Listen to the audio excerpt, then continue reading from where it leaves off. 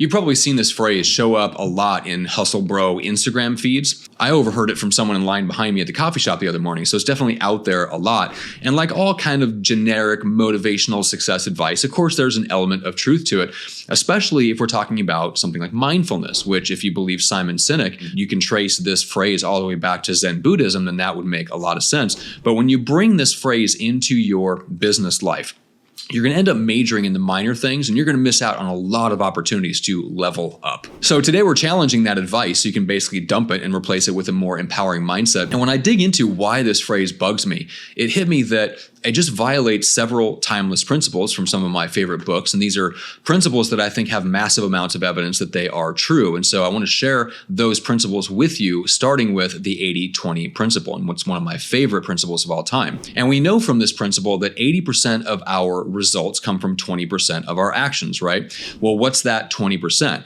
The author Richard Koch calls that the vital few. What's the other 80%? Well, it's the trivial many. So in other words, 80% of the stuff that we do, the stuff that's on our to-do list, the stuff that's on our calendar, Richard Koch would call trivial. Not that some of those things aren't important, but just that they aren't really directly contributing to the majority of the results that you're seeing in your business. Now, you may not know at first which things are producing the most results, you would consider the vital few, and which are the trivial many that aren't producing a lot of results. But once you dig in and you do identify which is which, then the first thing I would recommend doing is getting rid of all the stuff that falls into that trivial many. Delegate, automate, outsource, eliminate, whatever it takes, get it off your plate. That stuff isn't going to directly produce a lot of results in your business. So once you know that, do you think that the things that fall into that trivial many are deserving of the same level of energy and care and dedication and attention as the stuff that's in the vital few that produces most of your results?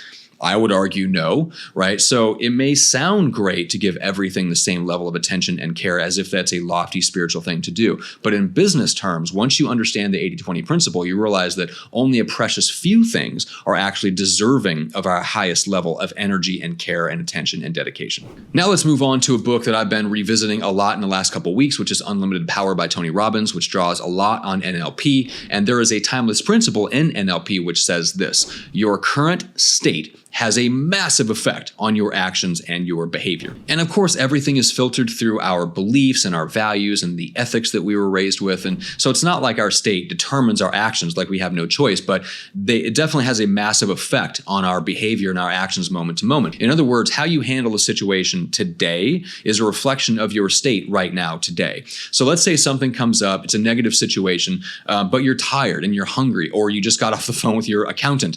That doesn't mean that's how you handle everything, because tomorrow a similar situation could come up and you would handle it completely differently if you were in an empowered or happy or enthusiastic state. So as a result of that timeless principle and really digging into the application of it, I've been rethinking what I listen to, for example. I've stopped listening to certain bands that I really love because their music just doesn't create a happy, empowered, enthusiastic state. So your current state has a massive effect on your actions and behavior. And that whole thing about, how you handle one thing is how you handle everything just completely ignores the state, right? Your current physical, mental, emotional state, and ignores the effect that that has on how you handle things moment to moment. Now, before we get to the final book and the final timeless principle I want to share and really relegate this advice to the dustbin of business history, make sure to hit the like button on the video. Just do me that favor right now because it helps feed the algorithm so the video gets shown to more people. And here's the final principle pulled from one of my favorite books of all time. Here it is. We are habit-driven creatures. Our brain is constantly looking for ways to conserve energy. Now, the good news is we can take advantage of this by putting positive actions and behaviors on autopilot. This is what the authors call building rituals. In our business, we just cannot put the same level of energy and awareness and dedication and intention into everything that we do. It sounds lofty and super profound, maybe even spiritual, but what that's really doing is just burning up a load of our energy. So rather than setting out to give everything the same level of energy and attention, I think a better approach is to start putting more and more good things on autopilot over time by building rituals. That's going to free up our brain, right? That allows us the brain power to do other things like,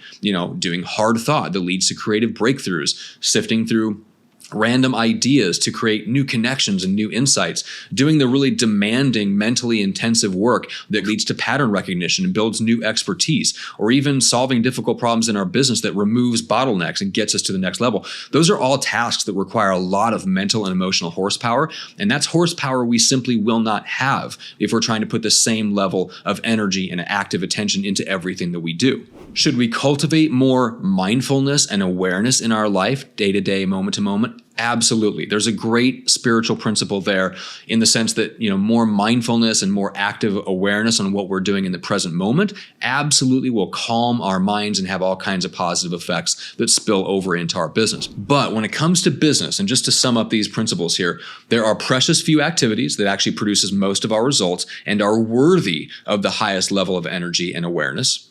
We also have the fact that our current state has a massive impact on our, actions and behavior in the moment. So we have to take that into account.